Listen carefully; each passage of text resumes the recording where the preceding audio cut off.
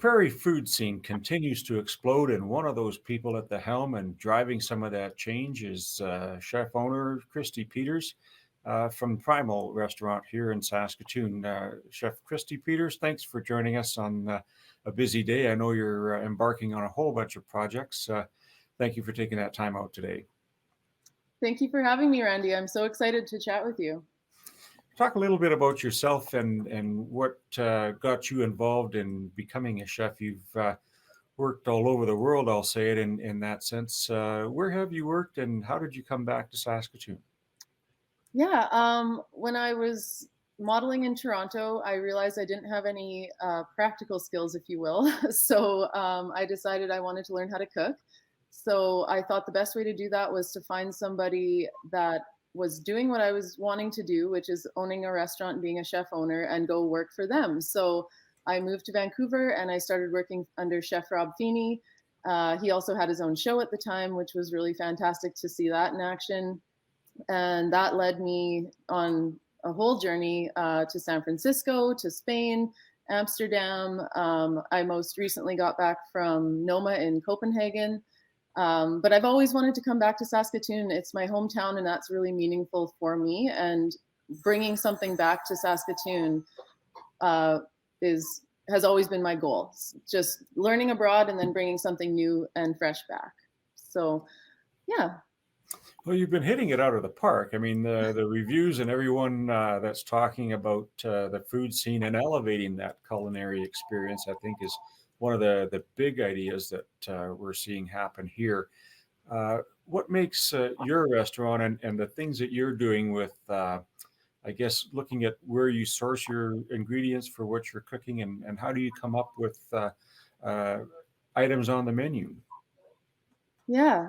So I'm just really focused on making sure the quality of the food is as high as it can possibly be. And so our motto is high quality, seasonal, and sustainable. So as long as it fits within those categories, we're doing it. And a lot of the time, the most high quality, seasonal, and sustainable ingredients happen to actually be local as well. So we actually have a horticulturist that is on staff with us who helps us grow garden plots throughout the city. We do get a lot of our vegetables and produce from those garden plots in the summer. And then we also rely heavily on farmers giving us root cellar products in the winter, as well as our own preserves. We do a lot of canning. We make our own red sauce that we sell at the little market box. And all sorts of things. We grow our own eggplants for our caponata, and the local ingredients usually they've traveled less and they are the freshest. However, we are in a winter city here in Saskatchewan, so seasonality can be extremely challenging, and I'm really trying to map that out. So I've learned that sometimes, even though rhubarb is a spring ingredient, we're going to preserve that, and we might be serving that in the middle of winter as a rhubarb compote or something like that. So just discovering different ways to use different products here in Saskatoon and really honor the seasons that we have, and using some of those older techniques to preserve the ingredients, as well as fermentation, canning, drying, curing. The list goes on, but it is really, really tricky. And Saskatchewan can be a harsh climate, and we need to just work with that. And I find a lot of inspiration in that. Just making a note here for myself not to do these interviews before I've been for lunch or supper. This is very entertaining. When we look at all the places that you've learned and what you've brought back, you did have the Hollows, and sadly that closed, but now you have Primal, and you're embarking on another new concept for the city. Tell us a bit about that. Yeah, so we have Primal, but then we decided that Primal is just very busy. So we thought it's time to do a new project, and our staff is ready for a new challenge, and so am I. So we are going to be opening something across the street from Primal and just down the street, and we're hoping that the two concepts are going to bounce off each other. So the new concept, it's called Pop Wine Bar, and it is going to be a natural wine bar, which is also something that I got to know and love when I was in Copenhagen. There was so many beautiful natural wine bars, and we just were I don't know, I just thought it was something that we were missing here in Saskatoon, a place where you can have kind of a guided tour of different wines from around the world and really just enjoy that. And we're going to have some small share plates. We're going to be serving our famous Primal oysters over there as well. And we're finding that because Primal is such a dining place, we're really needing somewhere where people can go and just enjoy the wine program and enjoy the appetizers and things like that, either before or after dinner. And I just think it's going to be a great addition to the Saskatoon food scene and hopefully raise the bar for everyone and just give people something else new to look forward to and to enjoy during these times.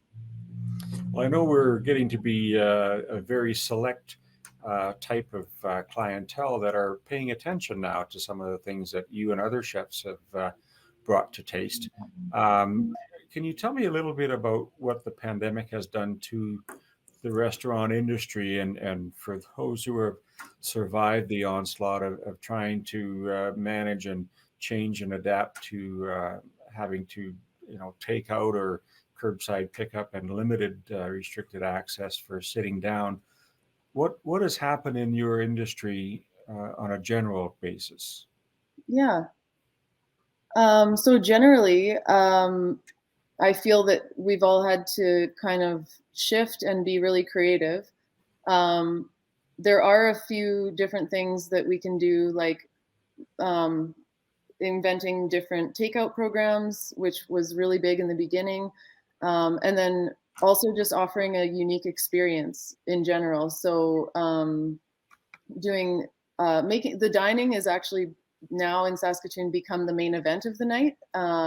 So people are spending more time in the restaurant. They want more of an experience, and they want to sit and enjoy. So being able to have different restaurants offering different tasting menus and different experiences is just kind of the future of what we need to do to keep our captive audience entertained.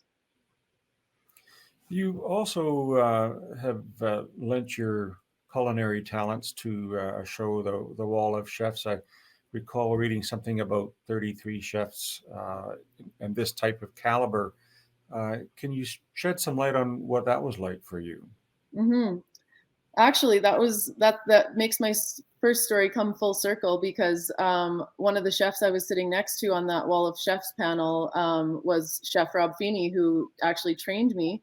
And when I first worked for him, I don't even know how many years ago that was now, but I told him, I said, I'm going to be on the Food Network just like you. And then fast forward, and here I am sitting right next to him, and we're both on the Food Network together. And it was just an incredible experience. So being amongst all of those chefs with all of the experience and all of the experience across Canada and all of the connections that were made was just an absolutely incredible experience. And I met so many wonderful people. And I think that's the future of chefing as well, is having a beautiful, vast network that goes across Canada, and us all asking each other questions and sharing information, and just having that camaraderie is priceless, especially in these hard times. What do you do? I believe you're involved also with the Saskatoon Club in helping guide them a little bit with some of their menu items and so on. How does a chef do that in terms of what is your palate different than mine versus maybe 50 other people that are coming to the restaurant? Is there something that you look for to set yourself apart? Yeah, so I'm the culinary director of the Saskatoon Club. I was asked to come in and do some staff training and revamp the menu a little bit.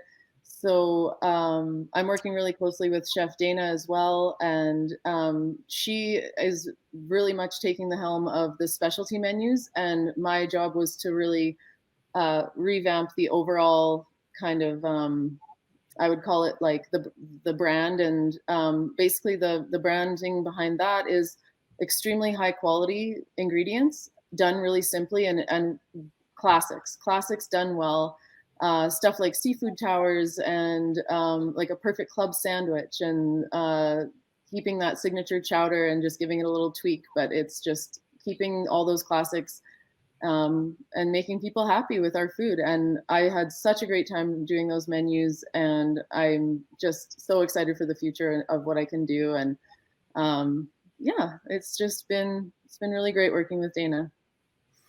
Tell us a little bit, just in terms of the prairie scene. Do we see that much of a different uh, appetite, if you will, or preparation of materials for some of the plates from Calgary to Winnipeg, or are we kind of in the same bowl, if you will, of what we eat here on the prairies?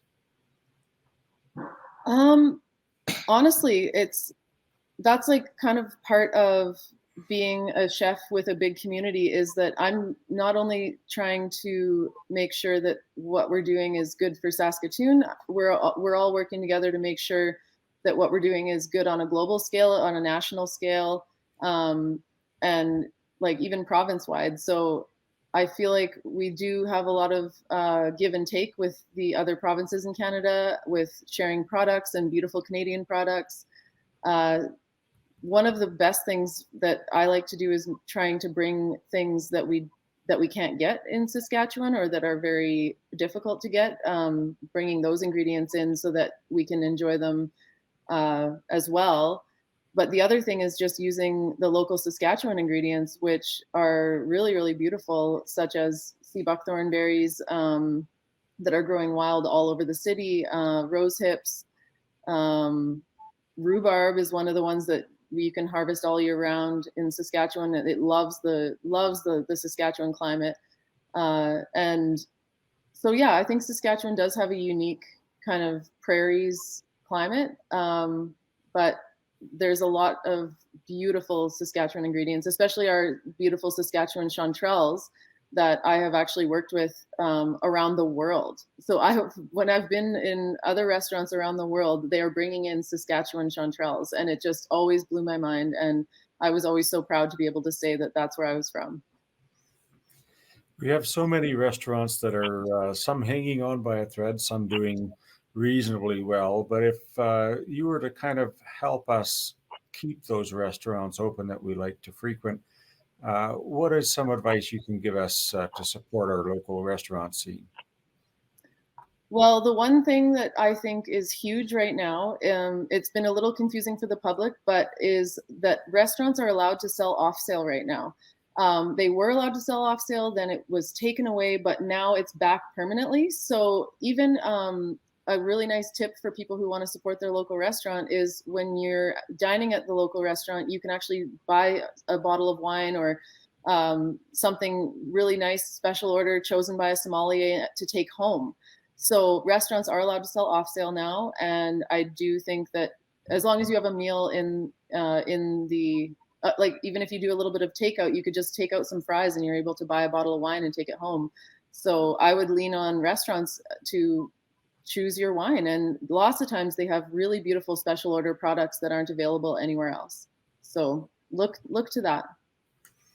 Chef Christie Peters, thank you so much for giving us that advice. Best of luck to you with Primal and the new place, and we'll be in touch soon. Thank you so much, Randy. It was great talking to you. That's our show for today. I'd like to thank our guest, Dan Glass, as well as Chef Christie Peters, for joining us. I want to thank all of you for taking time. I'm your host, Randy Shabila. We'll see you next time on Connect.